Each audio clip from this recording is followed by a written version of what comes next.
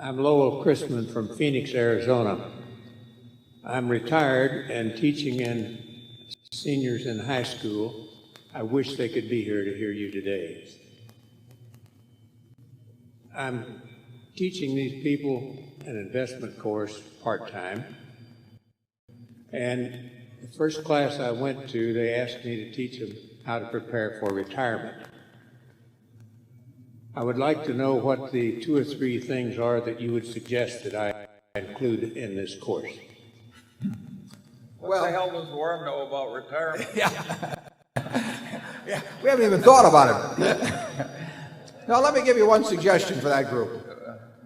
I use this sometimes when I talk to a bunch of high school seniors down in Nebraska, Westwood, a few weeks ago. But tell the youngsters in the class, they're probably around 16 or 17. And if they're like I was when I was 16, I was only thinking of 2 things, and Martin's Aunt Barbara wasn't going out with me, so I was down to cars. I tried hearses, but that didn't work.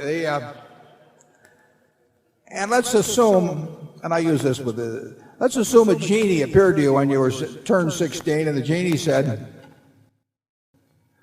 you get any car you want tomorrow morning tied up in a big pink ribbon, anything you name, and it can be a Rolls Royce, it can be a Jaguar, it can be a Lexus, you name it, and that car will be there and you don't owe me a penny. And having heard the genie stories before, you say to the genie, what's the catch? And of course the genie says, well, there's just one. That car, which you're going to get tomorrow morning, car of your dreams, is the only car you're ever going to get. So you can pick one, but that's it. And you still name whatever the car of your dreams is, and the next morning you receive that car. Now, what do you do knowing that's the only car you're going to have for the rest of your life? Well, you read the owner's manual about 10 times before you put the key in the ignition. You keep it garaged. You change the oil twice as often as they tell you to do. You keep the tires inflated properly. If you get a little nick, you fix it that day so it doesn't rust on you. In other words, you make sure that this car of your dreams at age 16 is going to still be the car of your dreams at age 50 or 60 because you treat it as the only one you'll ever get in your lifetime. And then I would suggest to your students in Phoenix that they are going to get exactly one mind and one body. And that's the mind and body they're going to have at age 40 and 50 and 60. And it isn't so much a question of preparing for retirement precisely at those ages. It's a question of preparing for life at those ages, and that they should treat the importance of taking care and maximizing that mind and taking care of that body in a way that when they get to be 50 or 60 or 70, they've got a real asset instead of something that's rusted and been ignored over the years. And it will be too late to think about that when they're 60 or 70. You can't repair the car back into the shape it was. You can maintain it.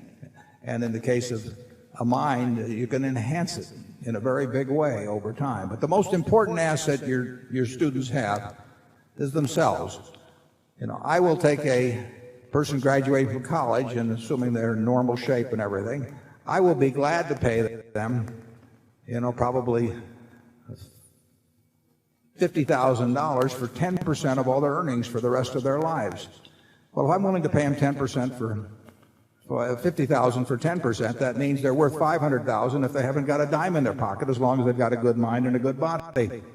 Now, that asset is far, far more important than any other asset they've got, unless they've been very lucky in terms of inheritance or something. But overwhelmingly, their main asset is themselves, and they ought to treat their main asset as they would any other asset that was divorced from themselves. And if they do that and they start thinking about it now, and they develop the habits that maintain and enhance the asset, they will have a very good car, mind, and body when they get to be 60. And if they don't, they'll have a wreck.